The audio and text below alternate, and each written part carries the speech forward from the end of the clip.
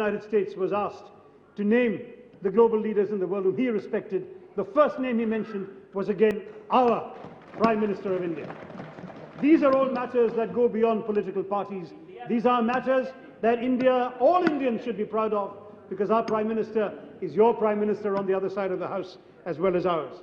But let us also stress that it is not merely respect we are seeking. We, in this UPA government, are determined to safeguard the national interests of India effectively and of Indian people wherever they may be found.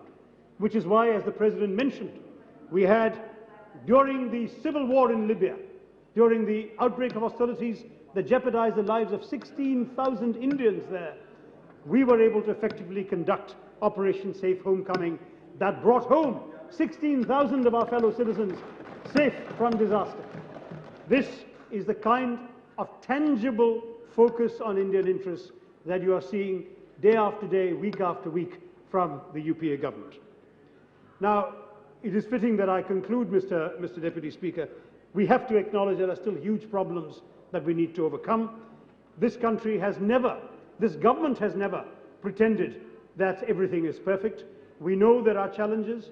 The Prime Minister quite recently, in releasing a report on child malnutrition, even said there are matters of which we should be ashamed, and child malnutrition is one such matter. In our country, we cannot hide our heads in the sand. There are very serious problems of poverty that we need to overcome in our country. I earned some unfair notoriety a couple of years ago when some gentleman from the other side of the House, or with sympathies there, spoke of India being a superpower, and I said we can't speak of being a superpower when we are still super poor. This was not a popular thing to say, but it's true. We do have a large number of our people in whose service the UPA government is working. People we are determined to pull out of poverty, but we have been doing it. Every year of this government's existence, we have pulled out approximately 1% of our population from below the poverty line. Last year was 0.78%, but if you look at the Planning Commission figures, we are thinking of about 10 million people a year who have been no longer under the poverty line under our government. And this is it's slow, there is a lot more that needs to be done, but we are not China. China has grown at breakneck speed, but if you grow at breakneck speed, you also break a few necks. We don't do that in India. We bring our people along with us in the process of growth and development. And I want to stress that the UPA government is marching, if I can use computer language, on both the hardware of development and the software of development. The hardware, the roads, the airports, the railways, the infrastructural questions have not been neglected, as you know from the President's speech, but also the software of development, the human capital on which our nation rests, the human capital of our ordinary people, the Indian men and women in the poorest homes in this country. The objective of our government is and must remain to ensure that they get 3 square meals a day, that they are able to send their children to a good school, a good government school that teachers actually come to and teach, that they are able themselves to aspire to decent jobs that we train and equip them for, and that we try and create in our economy, so that they and their children can look to a better future. That is the purpose of government. And we must be conscious that we are building this country amongst a very, very youthful population.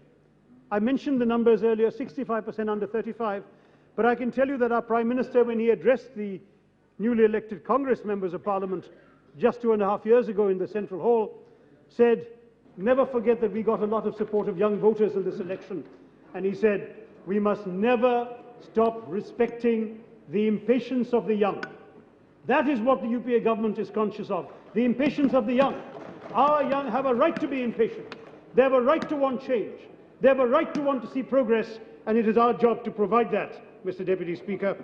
We in the UPA have a sweeping vision for the future of this country, and we are on course to bring about these changes. This is a vision which we have not heard from the other side of the House, and I am not sure we will hear in the debates this afternoon, because it is a vision that sees a great adventure in this nation of bringing 1.2 billion people out into the forefront of the world of the 21st century, of doing so by connecting 600 million poor Indians, bringing them into the 21st century, connecting 600 million Indian villagers into the global village. These are major challenges, but these are worthwhile ambitions and worthwhile aspirations for a country like ours. And we, in the UPA, are doing this in an open society, in a democratic society where our policies will be challenged at the vote, at the ballot box, and also in the streets.